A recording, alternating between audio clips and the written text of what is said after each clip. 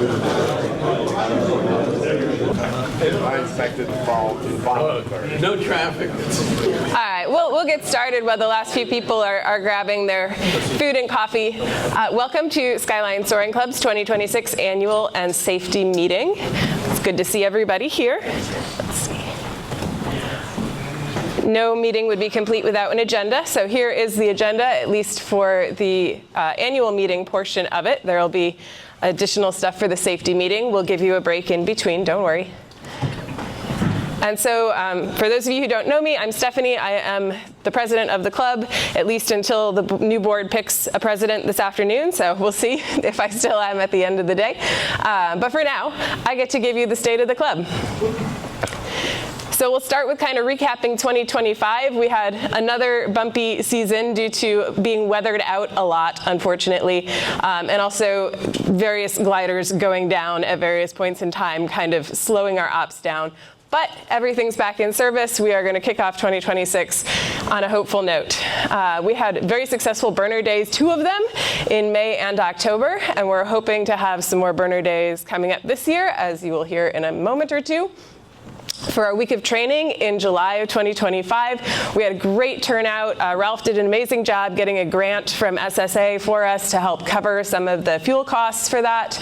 And then, unfortunately, weather, again, story of 2025. We lost probably a day and a half or so due to weather, which was the worst on record for a week of training. So if you are thinking of coming out to our week of training in 2026, which you should, I urge you to start making sacrifices to the weather gods early and often.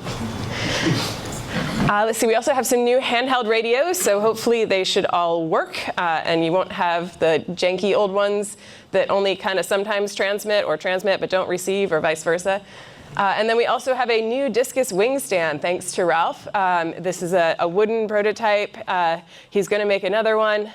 And this will hopefully alleviate the issue of dropping wings while assembling disci, which should keep more of our club's ship flying. All right, on to 2026. We need volunteers. This is a club we run off of volunteer man hours and manpower. So on that vein, we are looking for a newsletter editor, a trailer meister, and also potentially a social coordinator. I think we'd like to have some more social events, going out to dinner or things like that. So if you're interested in any of those positions, please see me or one of the other board meetings during one of the breaks or after the meeting.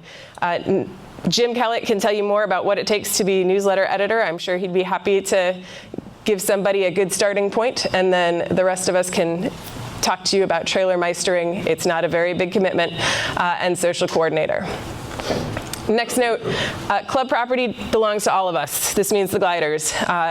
Particularly with Keith retiring, that means that if a glider goes down because it gets damaged, it's going to take longer to get it fixed. Even if it's something like a flat tire, we have fewer people in the club now who know how to fix things and who have the time to come out. So as much as we can avoid damaging equipment, that would be great. Especially, as you all know, we had to raise our dues this year because our insurance has skyrocketed over the past couple of years due to the number of claims we've had.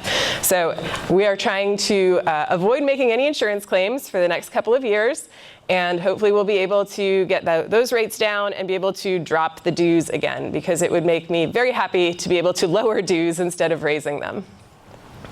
Next one on the list, the ops manual specifies that you should plan on doing 6 to 10 duty days a year.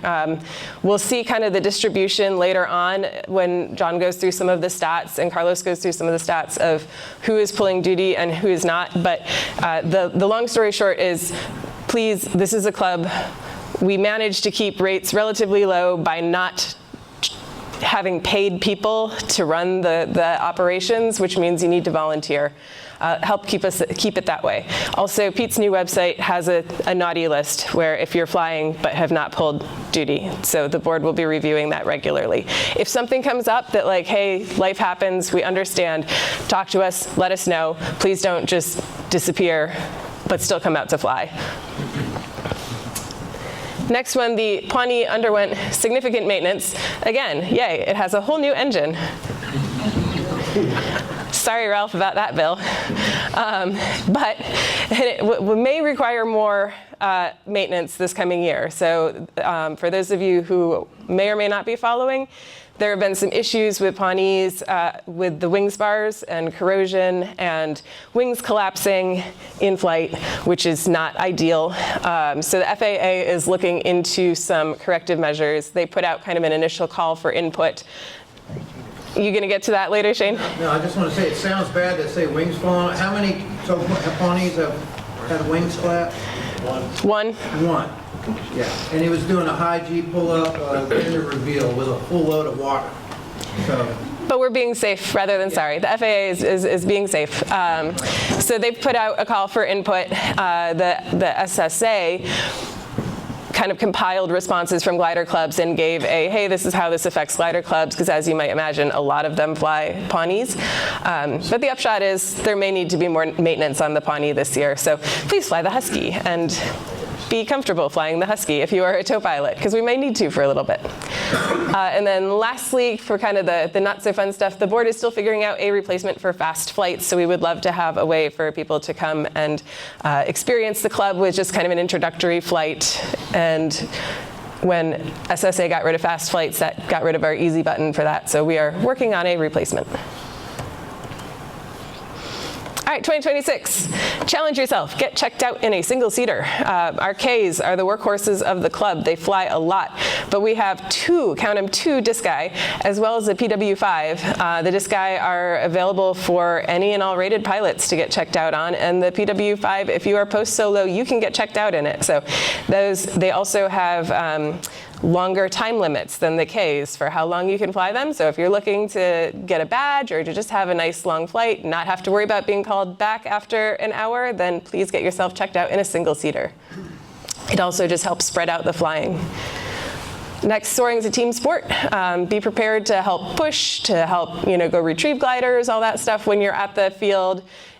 We will do our best to help you accomplish your goals, and then we would like you to help other people accomplish their goals, right? This way, everybody wins. Along those lines, come early, stay late. It's poor form to show up at 11 o'clock and dip at 3. So you should plan on either helping to get gliders out or put them away, or both. And especially if we're going to have dinners afterwards or things like that, it makes sense to stick around. Play nicely with others. So as you've all noticed, we have more GA traffic, as well as the skydivers, and just more stuff in general happening at Front Royal. Especially the grass safety area. It is a safety area for the skydivers as well. So you could have skydivers coming in and landing in the grass at the same time that we have a glider coming in and landing at the grass. They fly a much tighter pattern. There should not be a conflict, assuming that everybody kind of sticks to their area. So for us, we use the hold short as kind of a center line. We are kind of in the middle of the grass area. They are very much off to the edge by the taxiway. They have a mode area there. There is longer grass in between to kind of help visually delineate. Thank you. So that should help keep separation. It should be a rare occasion, but just keep in mind, we do not have sole exclusive rights to the grass area. And some of the Cubs come and land in the grass area or take off from the grass safety area too. Finally, you'll hear more from Matt later in this, but there's going to be hangar construction and all sorts of other airport improvement projects happening at Front Royal in the next couple of years. So we'll, again, see more activity, some of it on the ground, not necessarily in the air. So just something to keep your head on a swivel and keep an eye out for anything that looks unsafe or seems weird. All right, fun part. We have a new website, thanks to a super ton amount of work by Pete. It should hopefully greatly streamline a lot of things, including duty scheduling. So you log into that. There is a nice interface for setting what days you're available, who you want to partner with or avoid. Personalities. There's, I know nobody likes to work with me. I get it. It's fine, except my husband. He's stuck with it. You can also set, if you are qualified as both ADO and DO, but you prefer to ADO, you can set that. You can say, don't schedule me more than 2 times a month. So you can set all of those parameters, so please log in and use it. There is also an interface for suggesting ad hoc days. So if you click, I want to fly an ad hoc, it'll kind of email out to the other required duty crew. Once we get critical mass, then everybody will get an email saying, hey, we're going to fly. So that should hopefully cut down on a lot of the kind of coordination emails that have historically clogged up the list. So please feel free to use that early and often for suggesting ad hocs. Over the summer, maybe nice Fridays, something like that. Away days. So we are hoping to have more away days this year at Berner Field. So Bill Berner, one of our emeritus members, has a lovely grass strip and once or twice a year invites us over to his house and hosts us there. So we are hoping to do that. Again, it's a great kind of time to get all the family involved and bring your friends, as well as just practice flying at a different field and off of grass. Our week of training, tentatively scheduled for end of June 2026. So that is kind of a week-long encampment. We go over to Petersburg, West Virginia, and you spend a week flying gliders and doing nothing else but nerding out on gliders with other glider pilots. It's super fun. There's barbecues in the evening, and it's a very social time, as well as a great way to kind of compress your training and make a lot of progress very quickly. So highly recommend that. I think we're due for an anniversary party this year. So last time we combined that with a Christmas party, did it around the winter. So Greg, I might be talking to you and Miriam again, if you're up for it, for planning again. Or if we have a social coordinator, we can have a social coordinator who helps to plan a Christmas party or an anniversary party. And then since COVID, things have slowly been coming back, and it feels like this year there's finally momentum to get more stuff going at other clubs. So like Massa's contest is back, and there's some other contests that are happening. So we're kind of encouraging folks to participate in soaring events with other clubs or other organizations. So besides the contest, we talked about potentially having a contest prep camp at Front Royal. For those of you who have never flown a contest, you could talk about kind of the theory and planning involved in flying a contest, as well as maybe do some practice flying. The SSA is hosting a series of cross-country camps, and then also some of us went to the Women's Soaring Pilot Association's annual seminar last year in Dansville.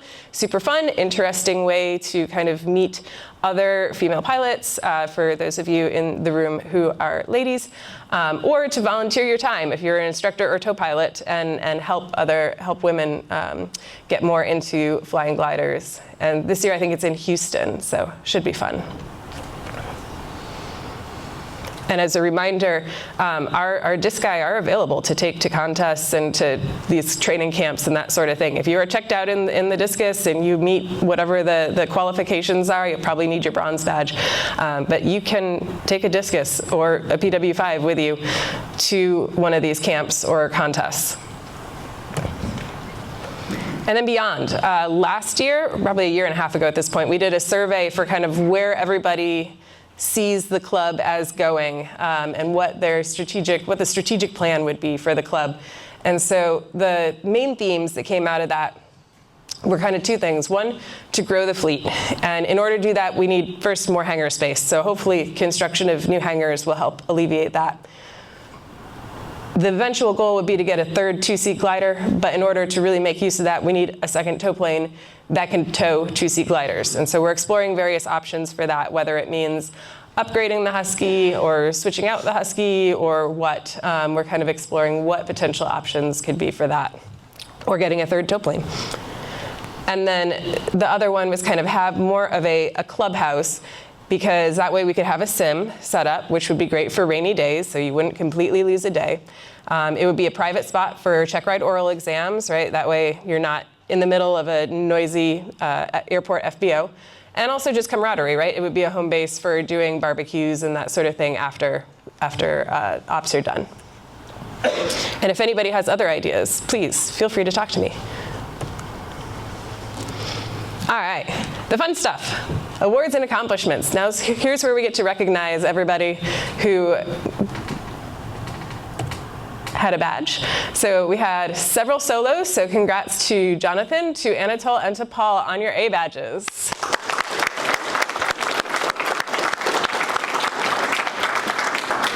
And Hugh, I think, is traveling someplace exotic, but we'll recognize him anyways. He got the Iron Bladder badge, the 5-hour endurance badge this year, too.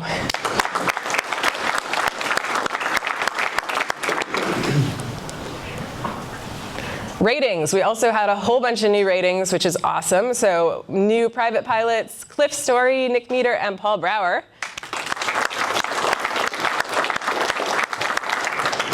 And then Rob, in super quick succession, knocked out both his commercial and instructor ratings for gliders. And this is awesome, because we always need more instructors. Also more tow pilots. All right, and then we also have our awards. So for these ones, I'm going to invite you up because I have trophies. So most glider flights by a non-instructor, Nick Meter.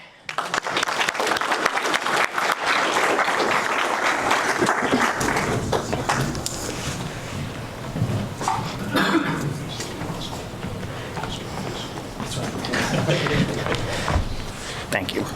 You're welcome. Most instructor flights, to nobody's surprise, Ron, 152.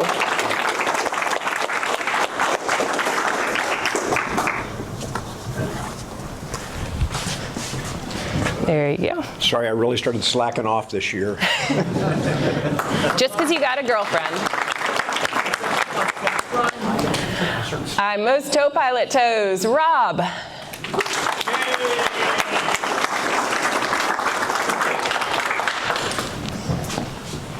Congratulations. Thank you.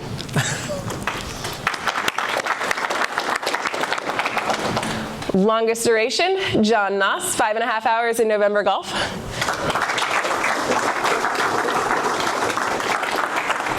I can come to you.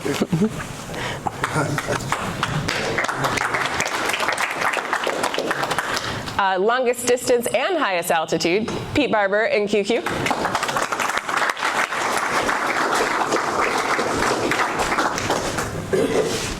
And also most OLC points. How many hands do you have? Got as many. Thank you. Congratulations. You forgot about the trophy for who gets the most trophies. Ah, okay. We'll do that one next year. There will be plaques. The plaques still need to be engraved, but they will be hung up in the FBO whenever they are done. So, congratulations to all those folks, and for those of you in the room, your name too could be on this slide next year. So there's something to aim for. All right, I will hand it over to John. Dick, should I hand over the lavalier mic too? You would do that. And for the people who have the microphone up front, if there's questions from the floor, would you please repeat the questions, because I'm only recording the person up front talking.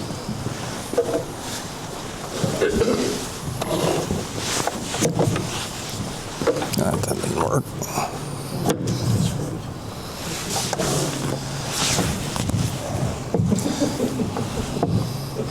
Okay. There's going to be a lot of charts, but I'm going to go through these really quickly. And if you're interested in it, you'll be able to download these and pore over them later at your own pace. This is the big line of how many flights we did by Julian Day. So the big fat line, the red line with the yellow dots, is what we flew this year. Clearly, it's well below normal. And that's because we had a bunch of crappy weather at the beginning. We were down a glider. We had a scant week of training. And as you'll see here in a second, we lost a lot of days throughout the year due to weather. The days in green are days that were scheduled and flown. The days in red are the ones that were weathered out. That's a lot more weather days lost than normal. Distribution of flights by week. What you see here is not much weekday flying. There were periods in the club's history when we did a lot of ad hoc flying on Thursdays or Fridays. That's just not happening anymore. That was kind of an artifact of when we had lots of retired, unemployed instructors and tow pilots and lots of people who were willing to come out and fly during the week. Flights by year is down a little bit. Notable on there is a pretty low number of private flyers. That's partly because the weather hasn't been very good for soaring conditions, and partly because with 2 really nice disc guy now, there's not much incentive for people to keep a bunch of private gliders.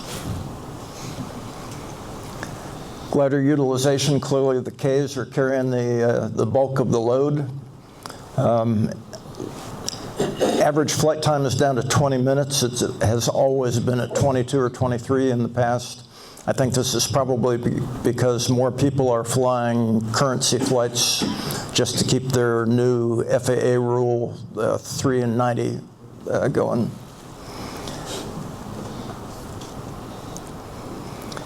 DO and ADO days, basically it's flying, you're pulling a DO or ADO slot every other month during the flying season unless you volunteered to cover somebody else's or cover an ad hoc day, unless if you were a recent checkout.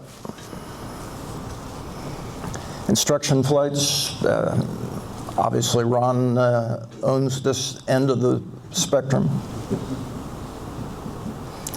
Tow pilot flights, Rob got his trophy. Distribution of flying days. This is a pretty typical shape. It just shows you that some people in the club fly a whole lot, some don't fly very much. It's kind of spread out. Total flights, clearly the tow pilots own it in green. If you take the tow pilots out, the instructors kind of own the top. If you take the instructors out, that's who's been flying and paying for their flights. And up at the top is almost always the most dedicated, energetic students who have the time to come out and are aggressive enough to get themselves on the schedule. Pretty standard distribution of flight lengths. Every flight is a horizontal line from left to right, sorted from longest flights at the top to shortest flights at the bottom. Pretty skinny on the top this year. Long flights by year, that's flights over 3 hours, kind of continue in the downward trend.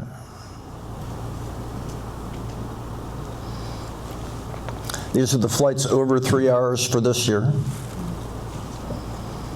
Typical time hogs. I forget, I think I counted 7 of those flights are in the discus.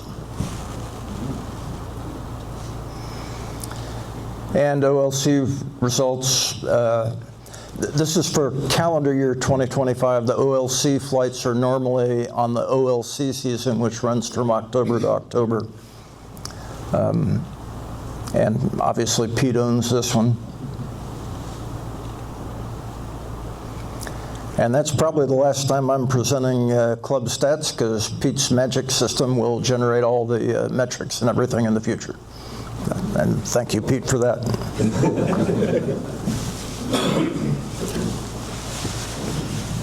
Over the treasurer. Lavalier. Oh. Put that on. Just roll the.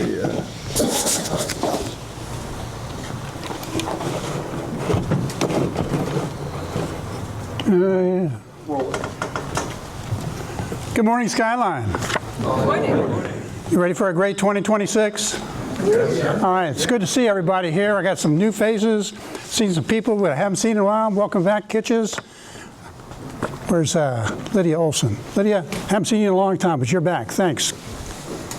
But anyway, so here, I'm Ralph Vaughn. I'm the treasurer, and we use microphone. We use the microphone to talk to people. We use QuickBooks Online that has 3 users. And once again, the membership chairman has failed to bring me an accountant. We've got military people, medical people, doctors, lawyers, everything but an accountant. So the new membership person, your challenge is to bring doesn't have to be a CPA, it'd just be an A, just somebody that's got some knowledge about this. I need to get paid. Yeah. All right, so here's what we had last year. Total revenue, it's down. We heard why. We've had bad weather and some of our equipment were down. Expenses were up. And so anyway, the net revenue is $4,000. Now, conventional wisdom would say that's a very small margin for this kind of sales. Doesn't leave much room for big events. Well, that's why, because we had big events. As you heard, our Pawnee annual inspection last year was $24,000. Here's what it was in previous years. But again, this is for safety. And so we're okay with that. If we keep that Pawnee flying, it keeps the club flying, we're good with that. So that's okay. Andrew's on top of the situation. He's going to keep the planes going, and we'll keep flying. Another big event. Aircraft insurance was $37,000 last year. Here's what it's been in the past. We had a $9,000 jump last year. We've had hard landings. We've broken some canopies. We've had some big claims put in. So we need to turn that around. So what I encourage you to do, starting this year, I mean every year, what we're going to do, we haven't flown in a while, we're going to fly with instructors to get our feet back in the air. So I encourage you to fly multiple times with an instructor. Make sure you got your skills up. Come out more frequently. When you come out more frequently, fly more often. That'll get your skill levels up. You'll be a better pilot. We'll get more skills, better safety, better money for the club. All right, so as I said, we had $149,000 of revenue for the year. Of that, we have half of it is about fixed revenue, which comes from the dues, and the other half is variable revenue, which comes from the actual operations, glider rental, tow fees, etc. So the fixed revenue, there we go. We had fixed expenses of $82,000, which put us $7,000 in the hole for the year. Now, of that, of course, the big thing was that big jump in insurance. So the fixed revenue comes from dues. As you know, our board of directors voted and have increased the dues for this year, so they've taken care of that.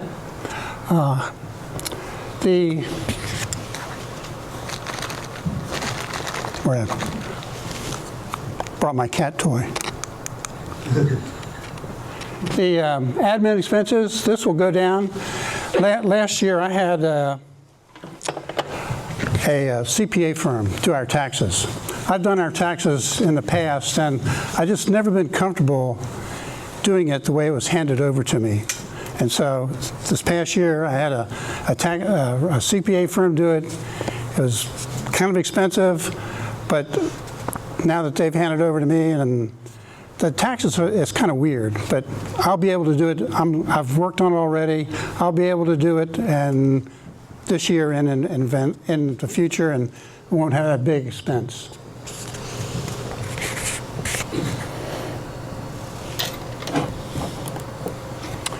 Variable. See, we had variable expenses. We had the reason we had a net gain for the years because our variables were positive, whereas our fixed expenses were negative.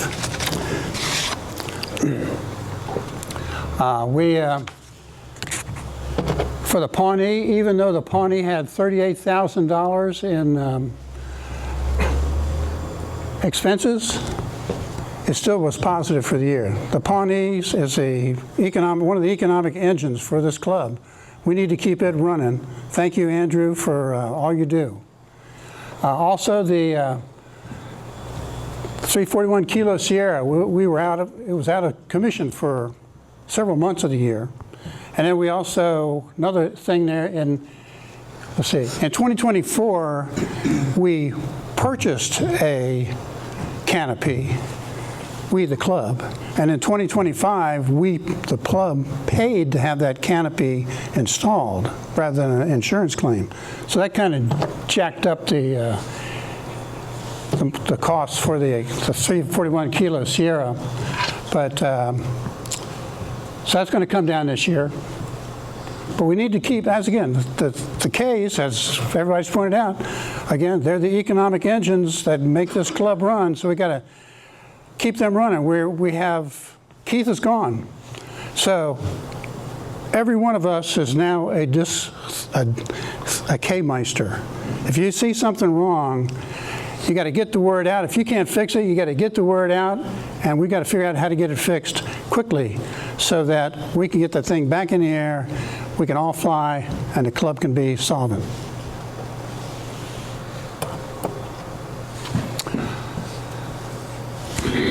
So we have funds, we have money. At the end of the year, we had $130,000 in our checking and savings accounts, but we have it broken off into areas of reserves. The first one is the engine fund. We had $65,000. Stephanie pointed out we got a new engine this year. Thanks again, Andrew. But that's not an expense. That's not going to go on our P&L as an expense. It's a new asset, the engine, that we will depreciate over the years. So we're just trading one asset, money, for another asset, an engine. So we have that money set aside. We have these other monies set aside for things, for contingent fees. That's what the asterisk means? Yes. What does the asterisk mean? The asterisk means we've set the money, the engine that we just bought will come from that fund. All right, light moment. I have envelopes that the duty officers, they send out to, at the end of the day, they can put all their stuff in and send to me. And so I got this one in, it said, return to sender. Not deliverable, unable to forward. I don't know who this postman was, but so he sent it back to the return address, which is the same address that it was going to. Oh, boy. Did it work? Yeah, I did. I got it. It worked. So I guess I shouldn't really be complaining about that. All right, so here we are.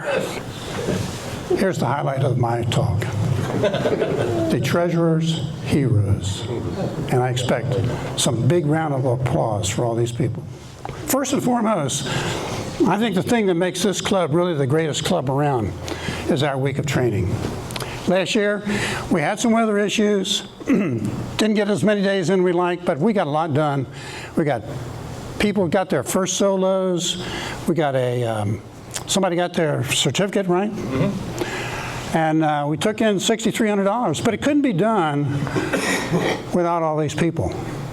I mean, these people took time off from work. They spent a week up there. They spent their own money to stay there, to eat, to socialize, just to get this done. So I think Pete, Stephanie, Jim, all these people need a big round of applause for what they've done for the club.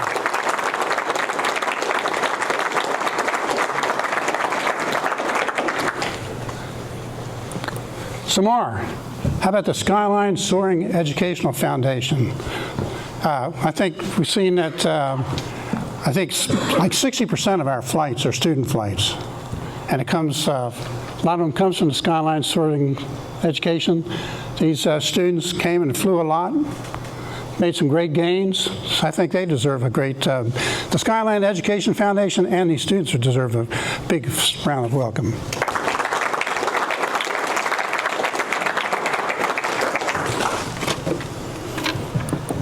Of course, my favorite.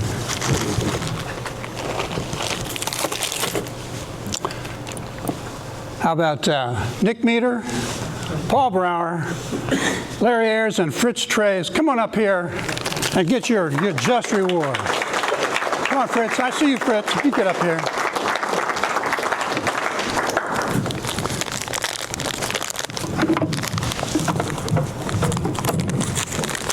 Now, I'm not going to bring up any dollar amounts.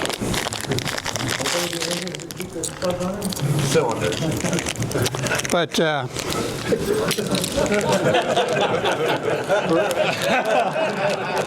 these people deserve, stay right there. These people deserve a big round of applause because they came out, did a lot of work. It paid off. Nick Meter got his private certificate this year. So, as I said, I'm not going to bring any amounts. There might be wives or family here that don't want to know about that. So, Larry, Paul Brower, well, okay. But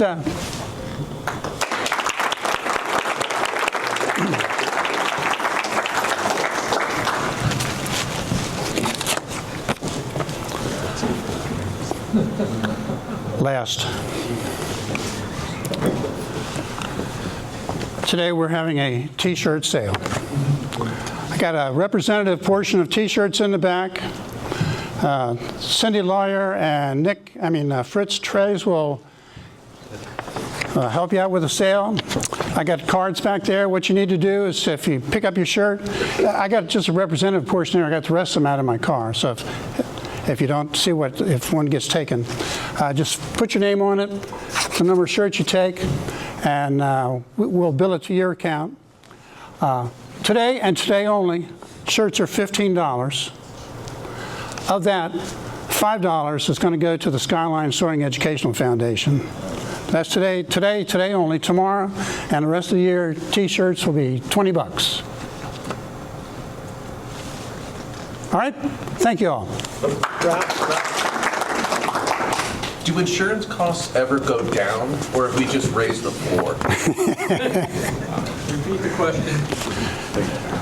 The question, is that working still? The question is, do insurance rates ever go down?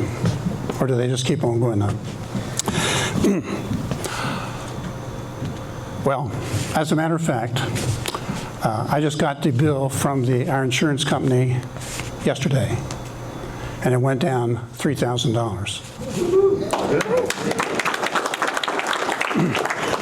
Ralph, I think it's worth pointing out that a lot of the damage is not done in the air, it's done on ground handling, and that if you haven't been trained in doing something, no matter how simple, you should get trained, so you don't do the damage on the ground. To repeat, a lot of the damage is done on ground handling. So if you haven't been trained properly in how to handle the gliders on the ground, when they're on the ground, canopies need to be closed and locked. We had one canopy broken. People were standing right by it, and it still got blown open and broken. So yeah, let's be careful while we're handling the gliders on the ground. Saves money. We can lower our insurance costs. We can lower our dues, and we can have more fun. Back there. Who we got? That's a Shane Nietzsche. Beg pardon. $3,000 reduction because of a 5% discount? Well, it's roughly a 10% discount. And then we'll get another discount for the following year, barring no claims. That's true. And we'll get another discount after that. I think the total discount is 15% after 3 years? Yeah, I'm not sure. But yeah, if you don't have a claim, they lower your rate. So there's some incentive for everybody to... You could have a $100 claim and lose your discount, which could be significant after 3 years. Everybody hear that? You could have a $100 claim and that lose our discount. So again, as I said, we paid for one canopy out of our pocket. So anybody else? Going, gone.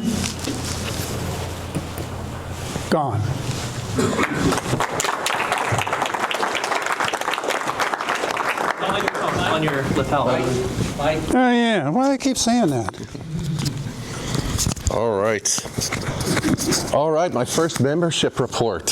First off, though, a huge round of applause and congratulations on his retirement from this role and his many years of doing this for the club. Tim Moran, amazing. You know, in this transition, I realized I got on the wait list in 2017. Was that the first year that you? That was my first. It took that. So almost 8 years of providing this tremendous support to the club. And, you know, it's not a trivial activity at all. The lifespan of a member from interest to wait list to student, provisional member, you know, et cetera, it's a lot to manage. And I think Tim's done an amazing job, and these are tough shoes to fill. I also want to thank Pete Barber for the new website. I mean, it's the spreadsheets in Google Drive that an organization that Tim set up is amazing, but to have the automated tools, the software guy really appreciates it, and we've got a big backlog of interest to roll through, and I think a large part of it due to the great website that you've built there. Okay, so here's our report. Here's our board of directors right now. We've submitted our votes. Jim Perlmutter, his term ends. He's unable to be reelected. Jim, I want to thank you. Is he? Where's he? Let's give Jim a big round of applause for his work on the board. And Brian Clark, who stepped into the secretary role. Brian, thank you very much for stepping into that. Taking over from Keith. Here's our, not the full panoply of volunteers that it takes to run a club, but these are the folks that we've got to sign out. We do still need a newsletter editor. Jim Kellett's done an amazing job over the years. We need someone to step into that role. Our equipment meisters, you know, as Ralph said, we're all an equipment meister now with Keith gone.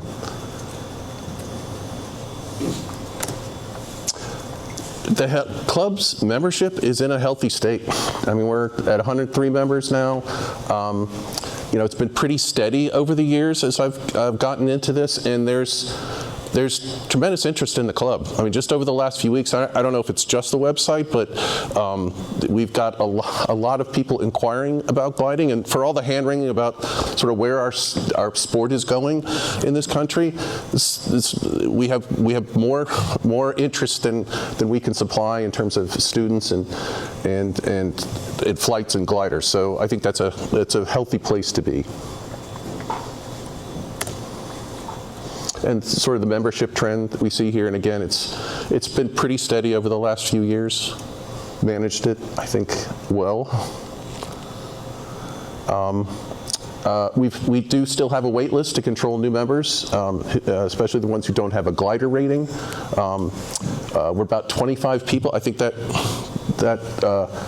and Tim, that's 25 as of? That's accurate. Like right now. So I mean, that's a strong wait list. You know, we get another glider, maybe another two-person tow plane.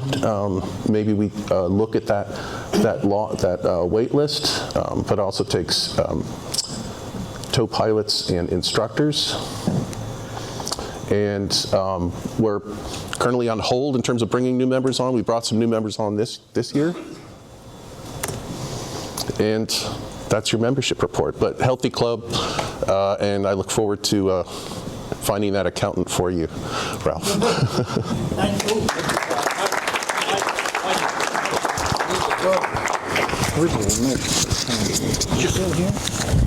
Just roll the mouse up and down. All right. What is this device? This is a lavalier mic. GPS tracker? Yeah.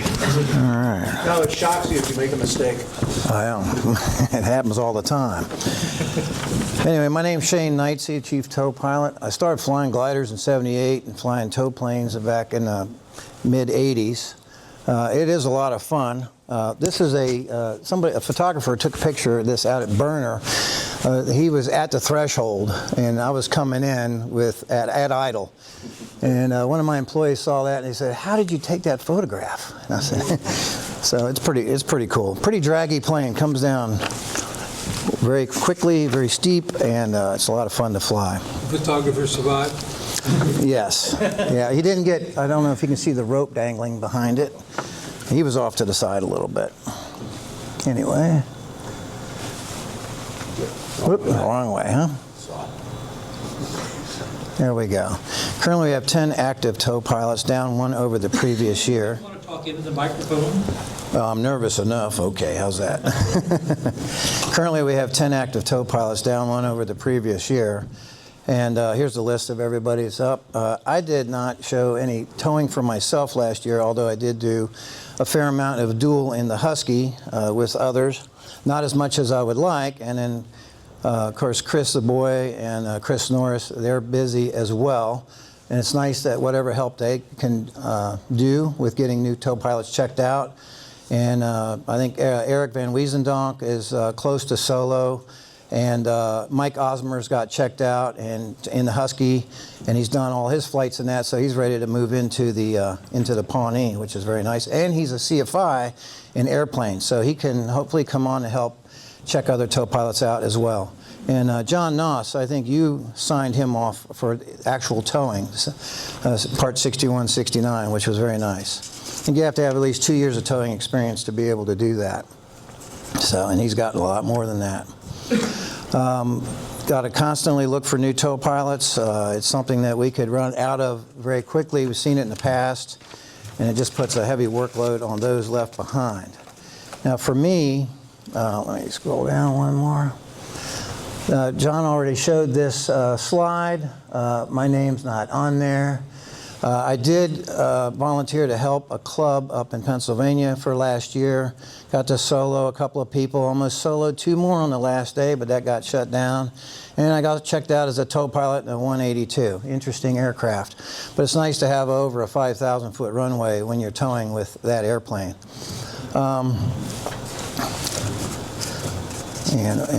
Andrew. I knew, Rob, thank you very much. You really blew everybody away. Andrew, you were, I think, 2 more flights over what you did last year, the previous year. So he's holding strong. And he is doing well as normal as well. So let's hear it for these guys, huh?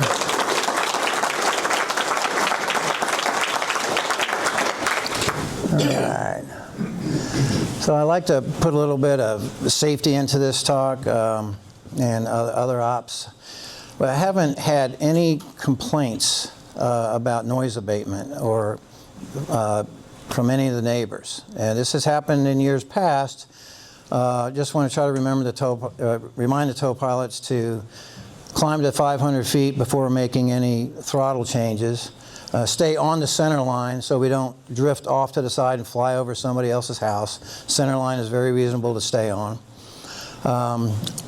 For the Pawnee only, after 500 feet, reduce the RPM by 100, and this reduces the prop tip speeds below sonic boom level. Really quiets it down.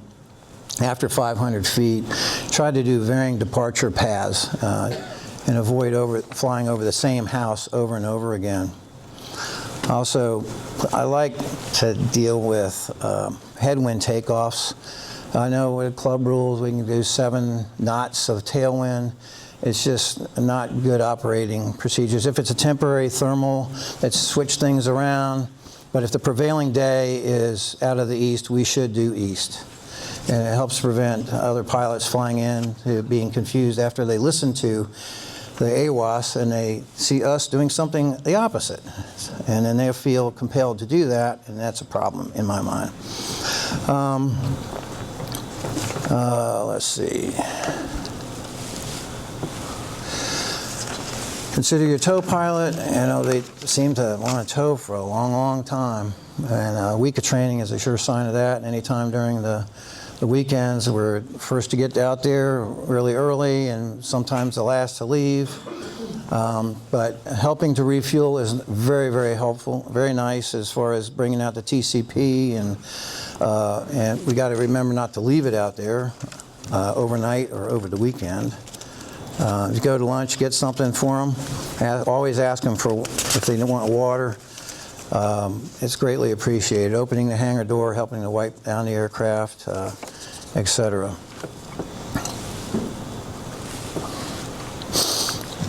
I always say have fun and then fly safe, and people say, well, it's always fly safe and have fun. I think if you're having fun, if you're not having fun, then it's not safe.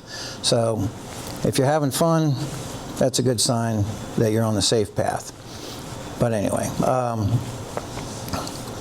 if you're towing in a tow plane and you begin to think, what's happening? Something's wrong. That means release. You don't wait. You got to get rid of the glider. And typically, if the tow plane's tail gets pulled up and the tow pilot's pulling back on a stick, and he's thinking, wow, this is really strange. Airspeed's reducing. I've got full power. I'm seeing more ground in front of me. You're losing precious seconds. Your airspeed's being reduced. You got to release the glider. On the glider end, if you get high, if too high, I mean, the thing where if you lose sight of them can be a situation where the glider pilot's looking down the side of the glider and they can still see the tow plane. Well, I never lost sight of them, but be prepared to have the rope handed to you. I talked to 2 tow pilots that had kiting incidents. One of them, he did crash, broke a couple of bones.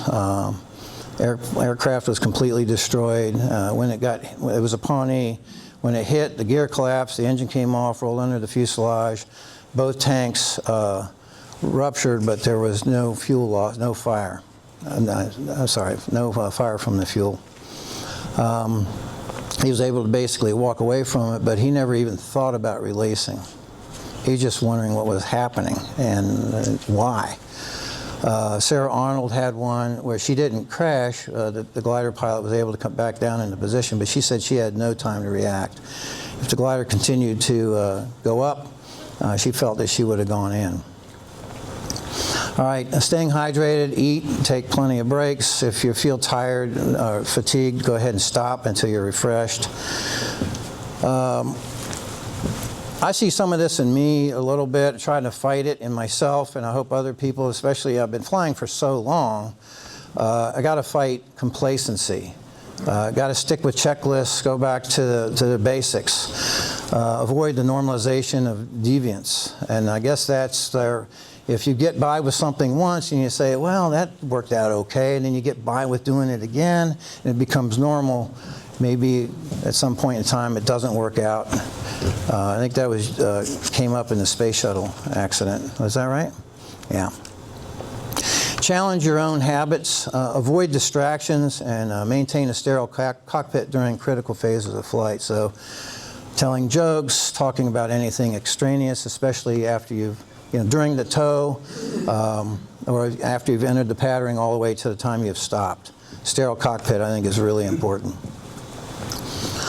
Share the tow with others to help increase their proficiency. Maybe somebody can tow in the morning, somebody else in the afternoon.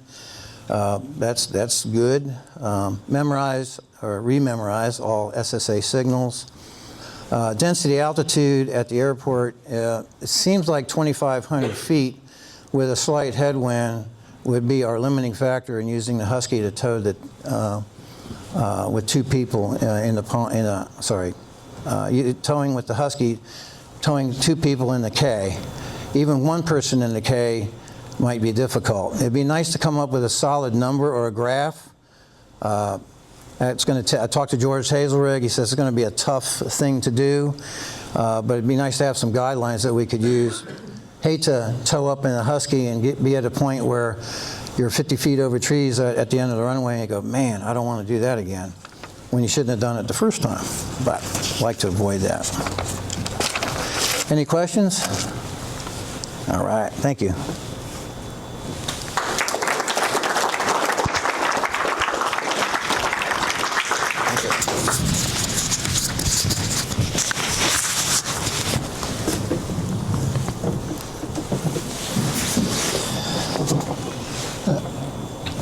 All right, a few instructor notes.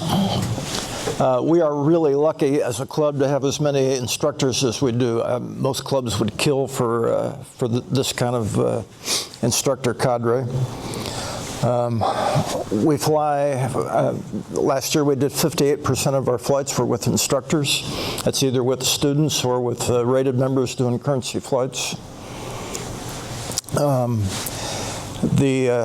In the mornings when we're doing primarily student flying, If we've got 2 airplanes, it really takes 3 instructors to keep both airplanes going continuously. So all the surge help that we can get is appreciated.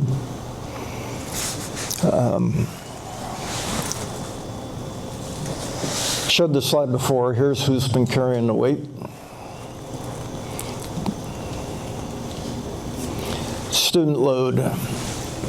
We're continuing to try to work the waiting list down, but we can only do justice to a certain number of students, and how you figure out what that number is part science, part art, part gut feel. We're going as fast as we can. It's important when students do come out to the club to fly that you come out prepared. Have worked out with your instructor ahead of time what it is that you'll be doing, have prepared for it, done the homework, and have an idea of what you're going to do when you get there, because we don't have all day to sit down and create it from scratch once you show up at the airport.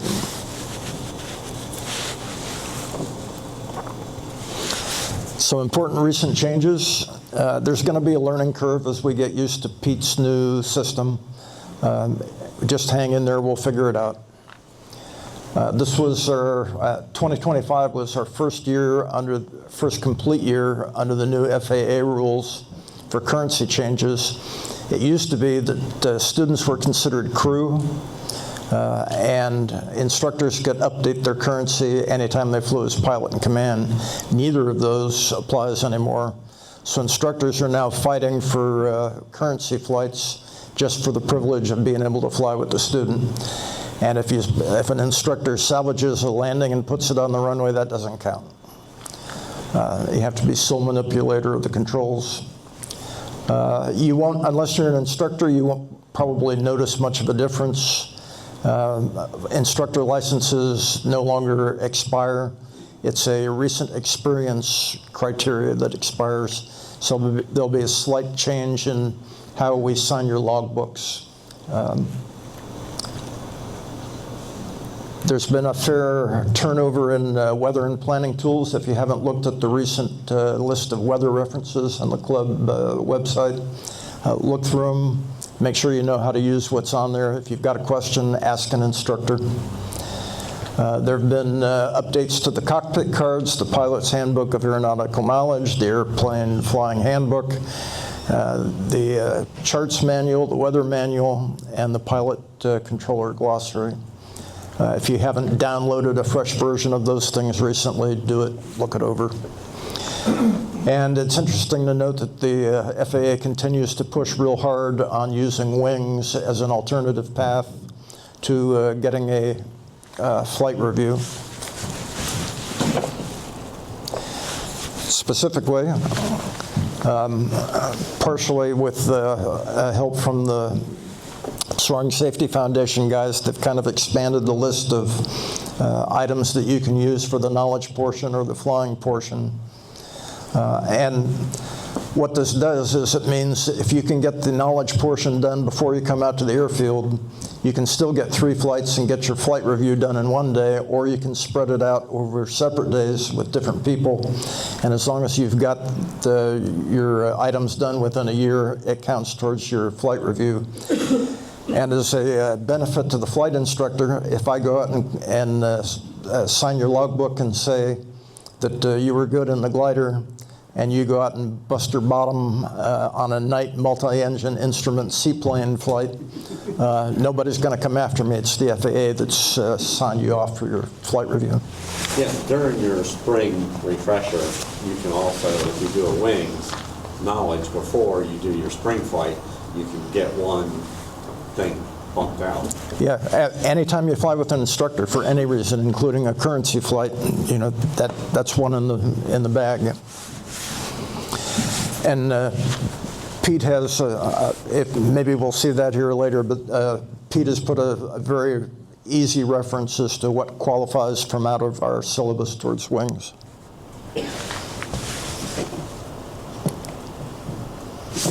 Any questions? That's all I had.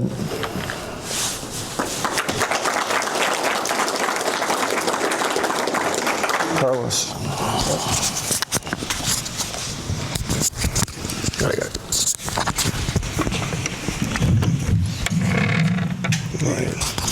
Mouse rolls. Okay, got it. Could you give them the mic?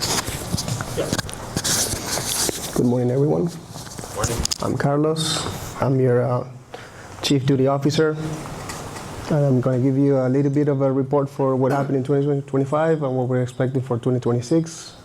I think I can do that. Okay, so I went to the Ops Manual and I looked for the 4 paragraphs that are related to what I have to do as a Chief Duty Officer. First one I wanted to share is the one 1.52 about work commitment. Stephanie mentioned this a little bit on her presentation, and the main thing here is that besides paying the dues, we expect everyone to work at least 6 to 10 days over the year. The last two paragraphs, it's... Up a little bit, please. Excuse me? What was that again? Louder. Louder? Okay, here we go. So, duty officer 179 talks about what the duty officer is supposed to be doing and what the requirements are to become one. And the same goes for the last one, assistant duty officer. Here are the expectations in a little bit more detail. All members are basically flying, should be pulling some duty. This includes students and rated pilots. We already talked about the, oh no, sorry, this is for the assignment. Typically after 6 to 8 months, you will be hearing from me. We'll send you an email and then we'll talk about how to get you become an ADO. As Stephanie said in the other presentation, please, when you come in, don't just come in and do your thing. Pay attention to what's happening during the day. Help out, put everything, help out, especially putting things away. It's nice to have people at the end. Don't assume that we're going to have enough people. Usually we run out of people at the end of the day, and that's not nice. These are the 5 easy steps to become a DO or an ADO. The first thing to do is to read.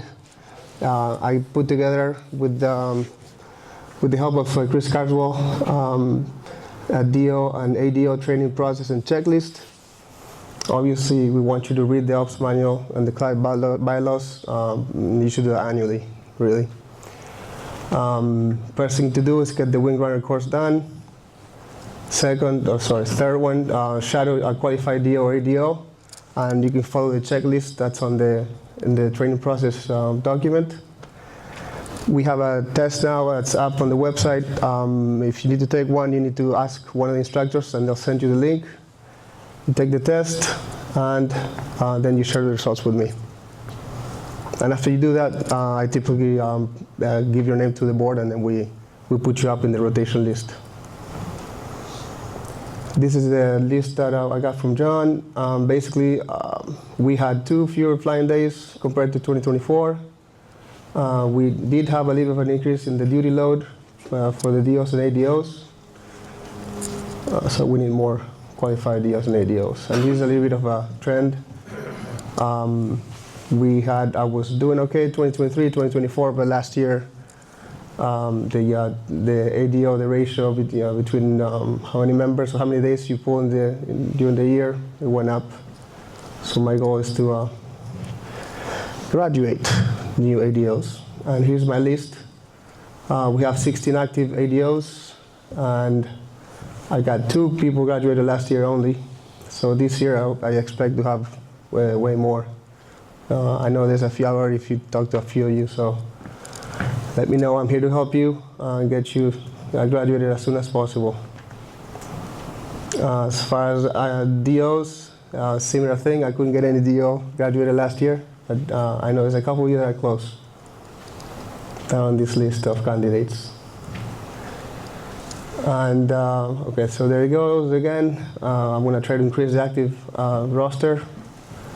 I'm happy to provide any in-person training to whoever needs it. I will be reviewing, and that's an ongoing process. I already updated a few things there, but obviously I take any recommendation, and I'll be happy to update and put new documents up there as needed. And I replaced whoever made the notebook that's sitting in the trailer. Thank you. And I recreated that thing, so I used that as a base. But it's got all the new documents. You can read the new website and then the new log sheet program manual from that notebook. And with that, Andrew.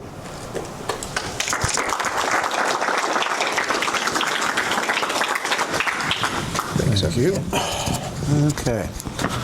You can roll the slides with that. All right. All right, thanks, John. Okay, status of tow planes, what Ralph and Stephanie said. Thank you. Okay, so let's, wrong way. I'm going the wrong way, aren't I? There we go. Again, this is a community, so I really appreciate all the help that I get. I get reports and say there's something wrong with the tow plane, it needs to be fixed. One thing I'd like to add that's not on the slide is TCP. I do put TCP up there, but if you're in the Husky hangar, the number 6 hangar where it normally lives, there's the green cabinet, the TCP lives in there. If you go to look to grab a can of TCP and you see there's like maybe 1 or 2 cans left, let me know. I try to keep an eye on it as I'm up there a lot, but if you get to a situation where you say, we're getting low, just shoot me an email. I can order it from Aircraft Spruce and get it in a couple days. Because the one thing we don't want to do is say like, oh, hey, we're out of TCP. Oh, and the other thing at the bottom here, there's been some back and forth with different club members on using oil, putting oil in the tow planes. Always use a sealed container of oil. Because if you see if someone asks you to put oil in the tow plane and you see a half a quart sitting there, don't use it. Because there's one oil container in the Pawnee hangar that's actually got avgas in it. So if that thing is unsealed, it's no good. It's contaminated. We don't know what's in it, and we just dropped $42,000 on a new engine, and I really don't want anybody trying to scrimp on saving $6 on a half a quart of oil. So the Husky, days flown 11, average tow about 11, 62 hours of tack time, and it needed a new cylinder. The number 3 cylinder cracked. And that's due to overheating. From what Nick tells me, that's a fairly normal thing for the Lycoming engines. The number 3 cylinders are prone to overheating. And the other thing I want to put out there, especially the tow pilots and prospective tow pilots, it's available for rental. So it does not get flown enough. The one thing that these airplanes really do need to get flown a lot, because the design of the Lycoming engine is the camshafts sit on top of the engine. The Continentals, I think the camshafts are on the bottom, so they're always bathed in oil. But the Lycomings, the camshafts are on top. And what happens after a while, if they haven't been used, they're not getting bathed in oil on a regular basis, and then we get a very, very thin line of corrosion, which acts like sandpaper. So then and the camshafts themselves are case hardened to about 0.010 of an inch, but once it gets through that case hardening, then you can really start grinding down the lobes, which is exactly what happened. Sorry, too much coffee this morning. So in Pawnee, 0 hours since major overhaul. Yay. Yeah, but I'll tell you, there is a power difference. Guys over there at Nick was telling me that, and Steve Oseth, who owns the company, is that it's pretty normal replacing camshafts. They wear out. So there wasn't anything wrong with the engine the new one wouldn't fix. And any questions? And it'll need to go in for an oil change in 10 hours, right? Right. There's 10 hours of 10 to 15 hours of new usage. It goes back, gets an oil change, then we just go back to the normal 50-hour rotation. Yes, sir. I think for the break-in, they look for 10 hours or a reduction in oil consumption to switch from mineral oil to the detergent oil. So it's about the first 10 hours to use a detergent oil or a mineral versus detergent? Use a mineral oil first during break-in for the first 10 hours or when you see a reduction in oil consumption. Yeah, Things are breaking in, you're going to use less oil. that's true. However, I'm going to go with the guys who rebuilt the engine. That, you know, if that's what they want us to do, then that's exactly what we're going to do.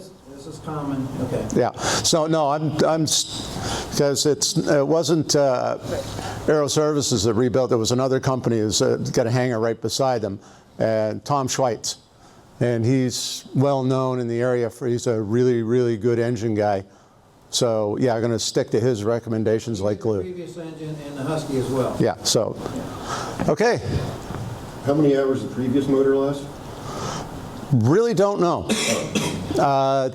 Went through the logbook. So the question was how many hours were on the previous engine, and we're not sure because the logbooks are kind of spotty and a little incomplete in that area. We have no idea how old the cylinders are, and the TAC didn't seem to be registering the time, the amount of engine work that was done. So we really don't know. 300 TAC hours. Yes, sir. Are we doing oil analysis? Are we doing oil analysis? No, not yet. We're going to be paying a lot of attention to, we're going to be cutting open the oil filters, but no, we're not doing oil analysis. Is that a good thing? Some people think it's useful, others don't. Everybody's got a strong opinion. We're all pilots. Alex. You mentioned for prospective tow pilots the potential of Pawnee being available for rental. Husky. Sorry, not finding the Husky. What hours requirements do you have to be able to do that? What hours requirements are required to be a tow pilot is the question. You have to have 200 hours in airplanes, specifically airplanes, not glider time does not count. You have to have 10 hours PIC time in a tailwheel airplane, get signed off by one of our check pilots, and then talk to our chief tow pilot, and you'll be good to go. So it's not available for rental to build that time then, if you have the tailwheel time? No.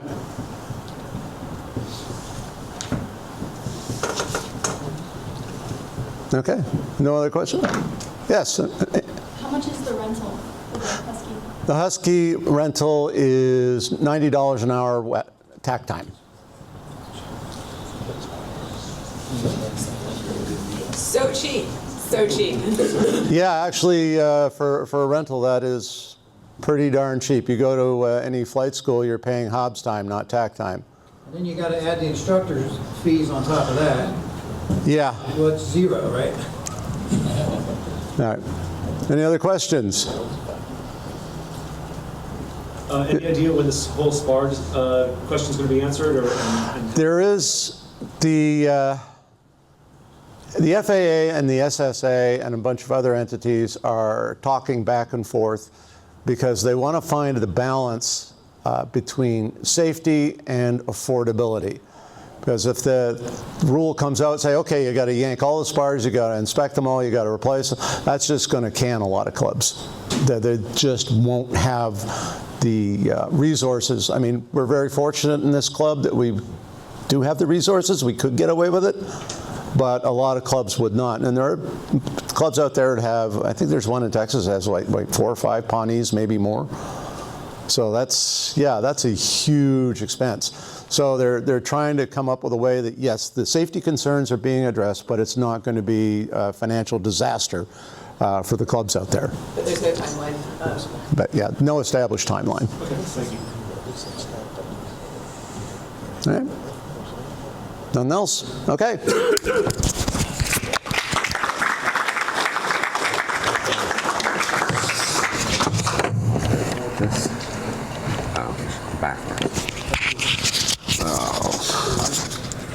Yeah, the mic, well, this mic and this mic.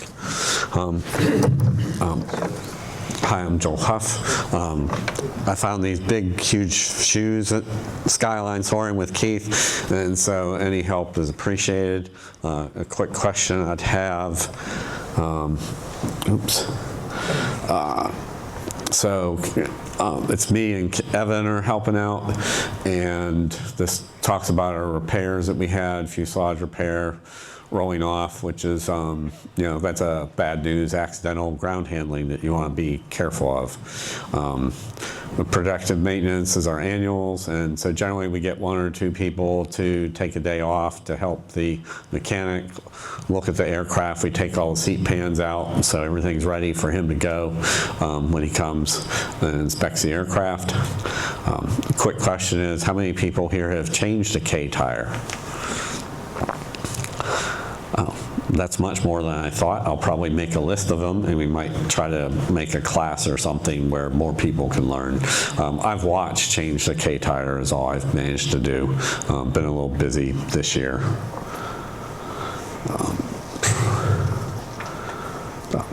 That's hours, 20 minutes. This has already been discussed. The repair for the hard landing, that's the big one, so mind your airspeed.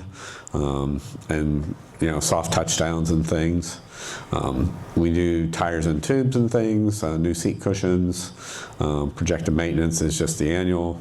The inspections are due in July and September, and like I said, that usually means we need 2 people to, you know, take a day off, whether you're retired or whatever, to help out with that would really be great. And this is for Rob to pick up, so is Rob coming up?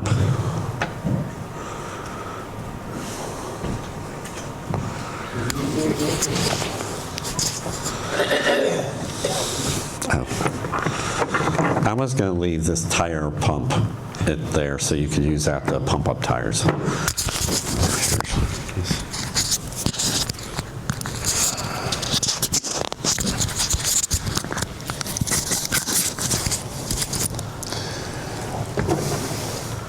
Yeah, hi. I'm Rob Jacobson. I'm the discus master.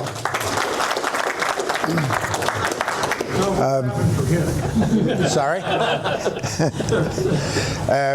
We have 2 wonderful machines which are badly underutilized, and I'll do everything I can to get you to the point where you can figure out how to assemble it, because that seems to be the big trouble. It has this anathema associated. It's very hard to put together. It's not trivial.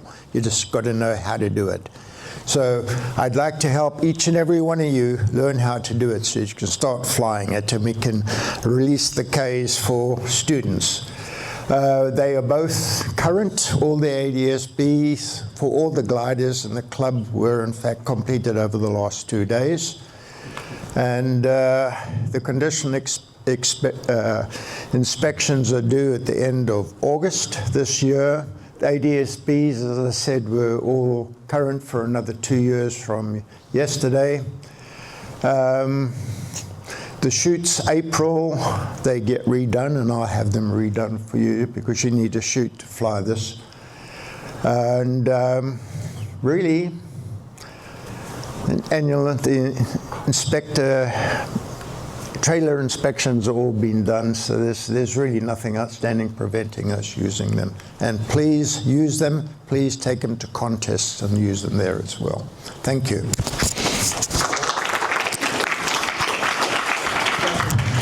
Rob, tell people to learn how to use the chutes, because that's important.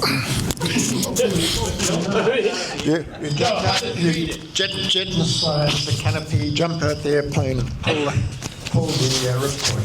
It's important when you use the chutes for the first time that you get hold of someone who understands the chutes and how it is put on and how it is released, and we'll help you with that. So package it. And packaging back in its bag. I mean, a chute is something you look after very carefully. It is damageable if it's not mistreated. Thanks.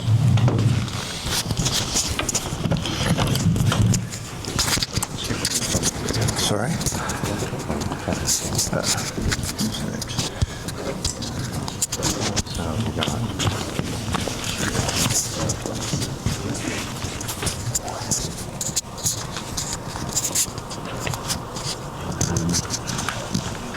Kevin. Kevin. Give him the mic. Kevin. Yeah, Kevin.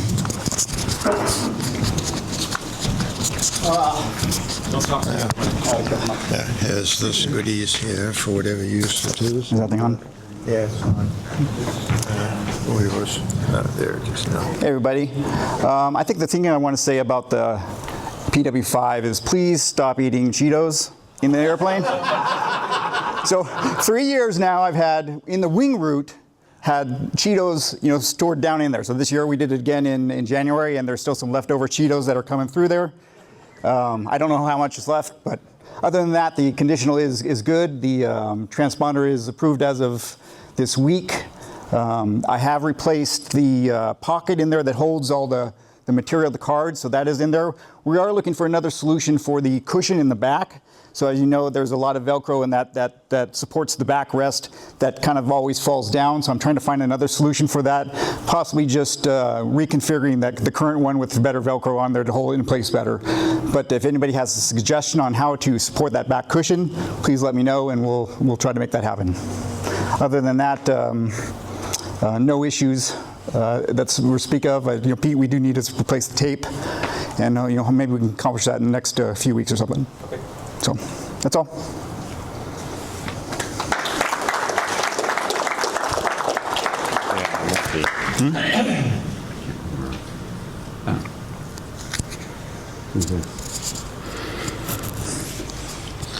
This is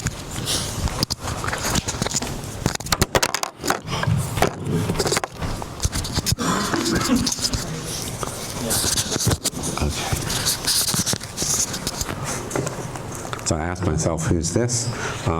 This is about the aircraft registration certificates being expired, and they're good for 7 years after that. So they've been extended.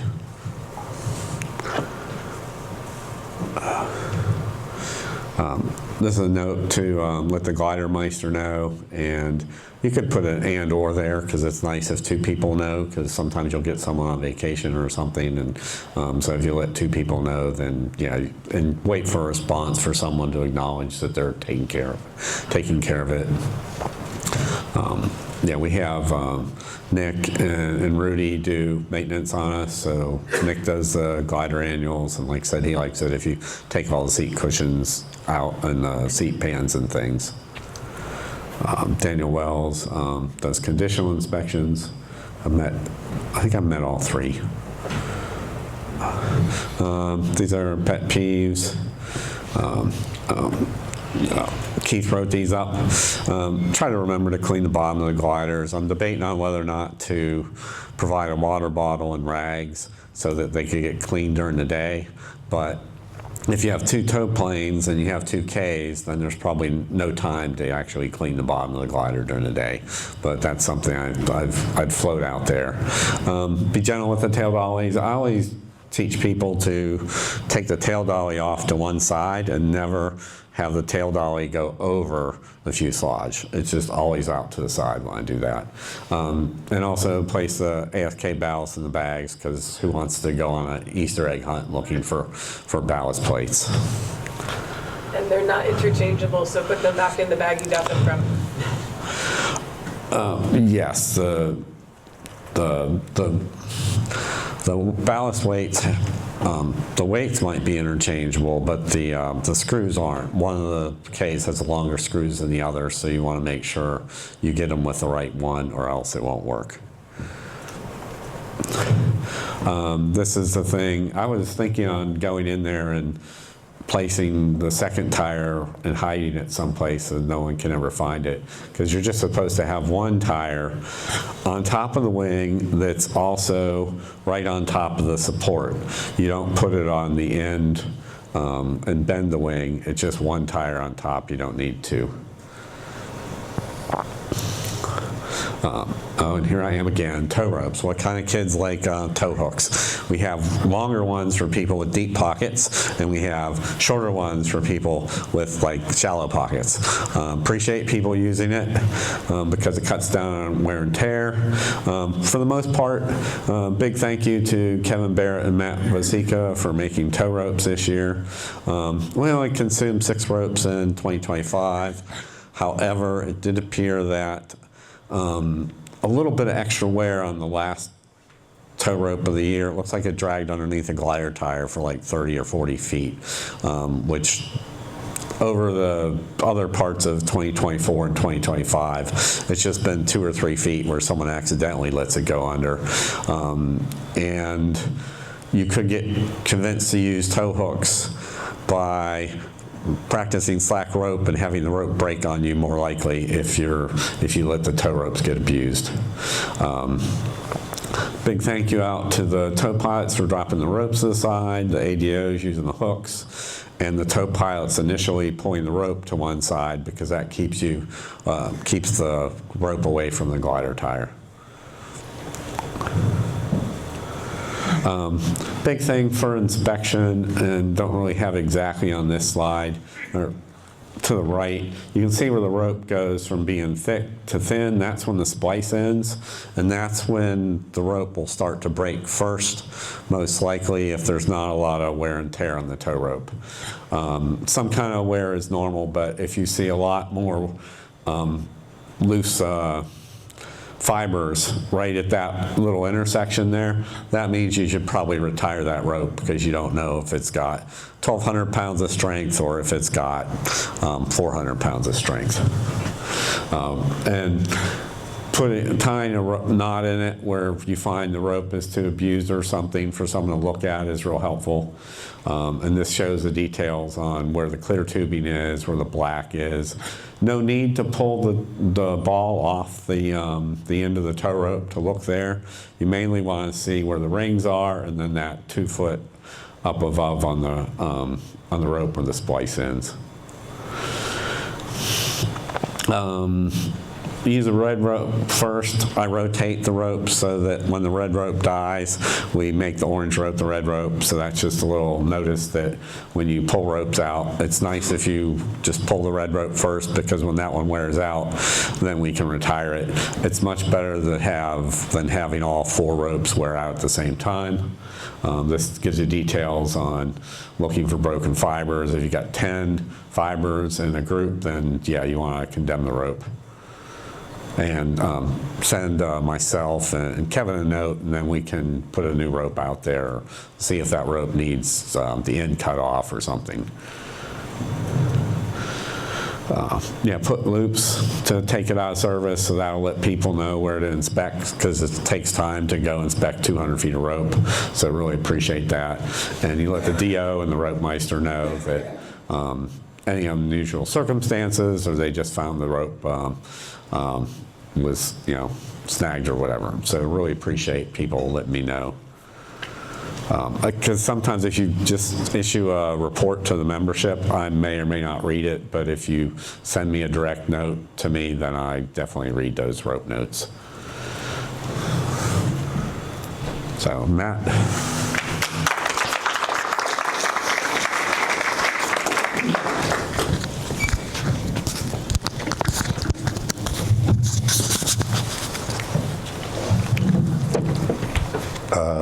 Hi. Like normal, I think we're running a little short on time. But by the time we get here, start it again, take a deep breath and try and blast through this. Oops, everybody's done that. Okay, Airport Commission. Again, very few little change over here. We still have Eric on the board. Good source there. The only change has been John Stanmeyer is now the Board of Supervisors representative. The other guy is no longer elected by the Board of Supervisors. A couple big names here. Mike Berry, I'm going to start at the bottom, is the Public Works Director. He is the airport manager. We see him very little, but he does a lot of work at the airport, for the airport. Grants, planning all the public all the capital improvements. And occasionally we see Jake Snyder. He's not there a lot on weekends, but he is the day-to-day ops guy for the airport. I should probably put pictures up there at some point. Upcoming events, Wings and Wheels was there last year. It's happening May 9th this year, and I believe last year we had a burner day. Again, fall fly-in will happen. That's date to be announced. Airport safety meeting next weekend. I believe it starts at 9 o'clock. I will forward an email. That's I believe the topic is dealing with uncontrolled airports.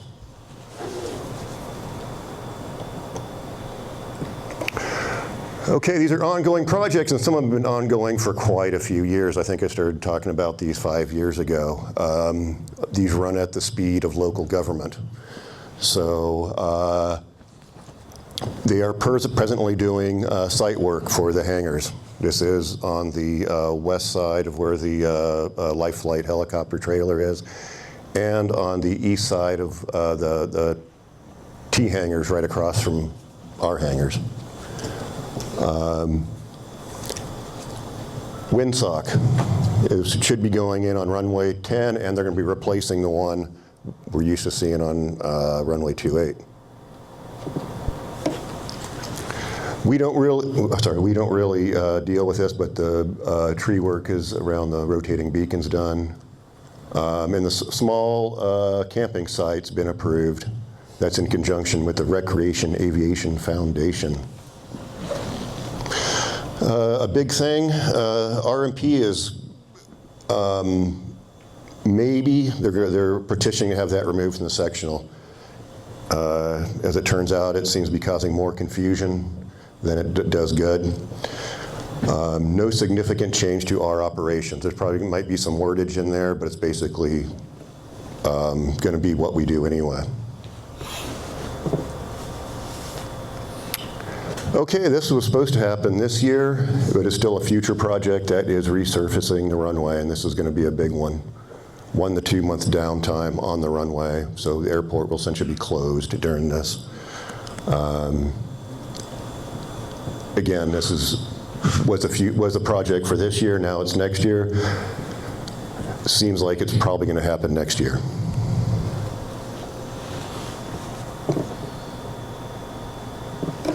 Any questions?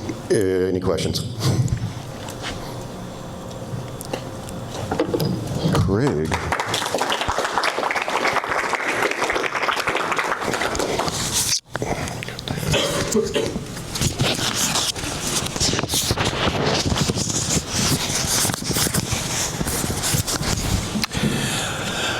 All right, up or down? Hi, I'm Craig Bendorf. I'm currently basically the president of the Sailing Soaring Education Foundation, and this is we're going to give you a report of how we're doing this year, and what's going on. So right now, the president, Allison's secretary, Tom Ward, treasurer. Chris is the kind that works for fundraising. Rob Holman has volunteered to work our website. Our website actually went down for like almost 2.5 months. And so we finally got it up and running, and we're going to get that upgraded too. So hopefully we'll get everything up to speed again. But right now, at least it's up and the information is available to people. Because of that, I think we also had less applicants this year than in previous years. But we did have always do get some very good applicants. Ken Ring, I don't know, did you want us to retire this year, or do you want to keep going? Happy with retiring. Okay. So Ken was when retiring, and Joe's looking at retiring this year. So we're always in could use some new fresh blood to do this business. You know, I've been doing this way too long. And so if anybody's interested in it coming on and learning the ropes and letting some of us retire out, we'd appreciate it. But it's really, it doesn't take a lot of work, but It does take some work in keeping up with it, making sure, getting some money collected, and then just monitoring the students and helping them and making sure everything's going good. As you can see, that's our primary purpose, is basically young people, getting them involved in soaring. And that's where our applications are at. Oh, still going the wrong way. So right now, here's where we are right now. As you can see, they're getting quite a few flights, especially the Drexel scholarships give you quite a few. So some people are still finishing up from their scholarships, because the Drexel is a $2,500 scholarship. The regular SSEF scholarship's a $2,000 scholarship. So they're still working. I guess last year's weather didn't help on getting some of them finished off last year, so some are still going to continue this year. This is our new scholarships. Maria and Jose. There's Jose over here, I saw him. And Maria, she's way back there. Go ahead and stand up so people can see who you are, because you'll be seeing them out in the field. So there are new scholarships recipients for this year. Both of them are going to be Drexel scholarships, because we had some extra Drexel money dedicated for the Drexel left over because one student got a medical issue, couldn't finish it off their scholarship. So we put that all together and making it 2 Drexel scholarships this year. And but we do appreciate everybody who's been helping out with funding and everything else to keep this going. And I know you'll be excited to see these young people out at the field flying. And it's really been good for the club. So what can you do? All right, we can use, as I said, more members for the board. So if anybody's interested in joining the board, just let me know. Go ahead and help promote the SSEF. And that's actually where a lot of the word has been getting out from our club members, mentioning to young people about it, telling the CAP about it and everything else, and that's where we're getting a lot of our applications in from. So we even have a possibility of doing another one this year if we find another good recipient. Invite friends, neighbors, and families to come out and share rides. Notify us if there's any good opportunities for us to go out and promote the SCF.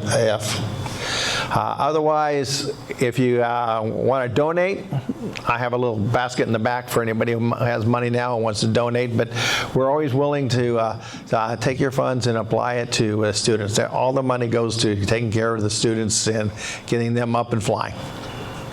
Yes, sir. When I give people rides, I ask them to donate to SSEF. Yeah, we've been getting some people doing that. Yes.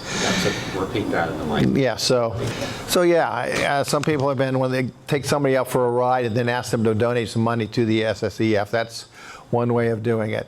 On our website, it tells you where to send the money into to get to the treasurer and everything else. But again, we appreciate anybody who's donating and promoting us. It helps us out a lot, and that's all I got. Any questions? All right.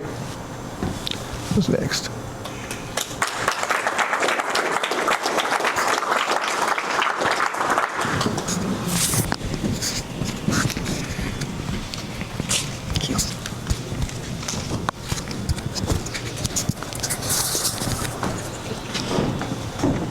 Oh boy, all these tall people are up here. Okay, so next up, or lastly, we have the election results for the election. Thank you to everybody who voted. We had a pretty good turnout. So again, current board of directors, me, Rob, Todd, Jim, who gets to have his Thursday evenings free now, Carlos and Eric, plus Brian. We had 4 candidates, which was awesome. Love having an actual competitive election.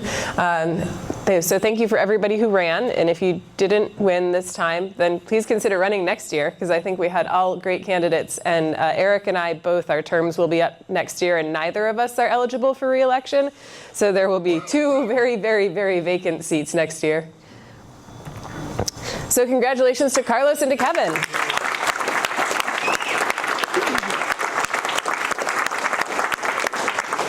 And we'll have our first board meeting right after the safety meeting. Yay. So I think that wraps things up. We will take maybe 5-10 minutes for get people to stretch, have a bathroom break, whatever you need before we start the safety portion. Please, if you have not signed in already, do so and make sure you, if the email address that's down there is not your Wings email address, then put your Wings email address down so that you can get credit towards that flight review that John was talking about. And toss a couple bucks in SSEF's basket, please. Thanks, guys.